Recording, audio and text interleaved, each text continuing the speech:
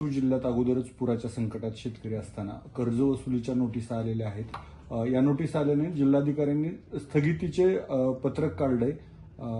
खरंच यावर समाधानी आहात का किंवा शेतकऱ्यांना काय दिलासा देण्याची गरज आहे? जिल्हाधिकाऱ्यांना च्या पत्राने ह्या नोटिसा किंवा ही वसुली थांबू शकते का? कारण आपल्याला माहित आहे की ज्यावेळेस मुख्यमंत्री मराठवाडा दौऱ्यावर आले होते त्यावेळेस त्यांनी सांगितलं होतं की ही टंचाई समजून टंचाईमध्ये ज्या उपाययोजना असतात त्या उपाययोजना आपण लागू करू। ह्या क्षणापर्यंत तरी अजून शासनाकडनं टंचाईच्या ज्या उपाययोजना असतात त्याप्रमाणे ओला दुष्काळ जरी त्यांच्या व्याख्येत नसला, टंचाईमध्ये ज्या उपाययोजना असतात त्याप्रमाणे लागू करण्याचे जे आश्वासन मुख्यमंत्र्यांनी लातूर जिल्ह्यात आल्यानंतर दिलं होतं त्या आश्वासनाचा आता एकही साधा अर्धासवा शासन निर्णय निघालेला नाही। आपण बघतोय की त्या दिवशीही उद्धवजी ठाकरे साहेबांना काही शेतकरी भेटले होते। त्यावेळी ठाकरे साहेबांनी सांगितलं होतं की अशा नोटिसा पाठवू नका, शासनानं त्यांना सूचना करण्याच्या सूचना दिल्या होत्या, परंतु शासनानं काहीच केलं नाही। आता आपण बघतोय की बऱ्याच गावांमध्ये आतापर्यंत जी माहिती मिळाली की 7-8 गावांमध्ये शेतकऱ्यांना या वसुलीच्या नोटिसा निघाल्या आहेत। त्याचबरोबरीनं जिल्हा मध्यवर्ती बँकेनं शेतकऱ्यांच्या शेती कर्जाच्या वसुलीसाठी 101ची कारवाई ज्यानुसार शेती त्यांची जप्तीची नोटीस जी प्रक्रिया असते ही प्रक्रिया सुद्धा सुरू केलेली आहे।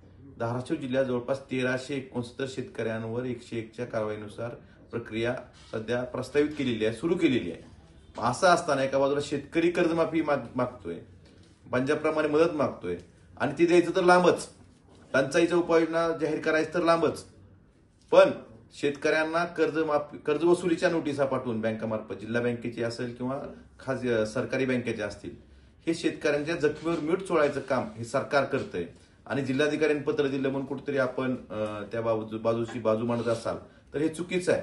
मुख्यमंत्र्यांनी याबाबत स्पष्ट आदेश दिले पाहिजेत, ह्या वसुल्या थांबल्या पाहिजेत आणि तात्काळ शेतकऱ्यांना आता 3400 रुपये एकर प्रमाणे तुम्ही जाहीर केलंय त्याची वाढ कधी देणार आणि पंजाबप्रमाणे जी मागणी आहे शेतकऱ्यांची ही करणार का नाही? आणि दुसऱ्या बाजूला कर्जमाफीची ही योग्य वेळ परत आम्ही म्हणतोय की योग्य वेळ नाही का?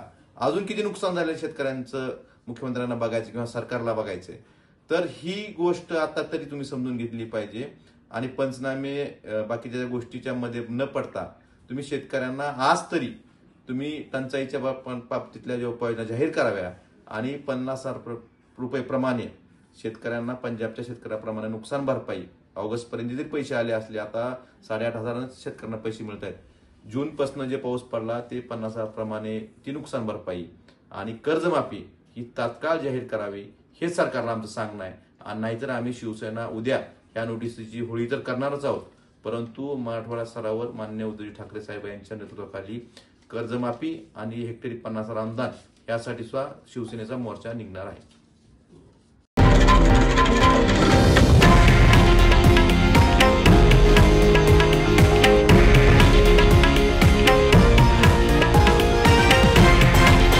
हे आहे देशातील नंबर 1 न्यूज नेटवर्क आणि आपण पाहत आहात TV9 मराठी, एकमेव।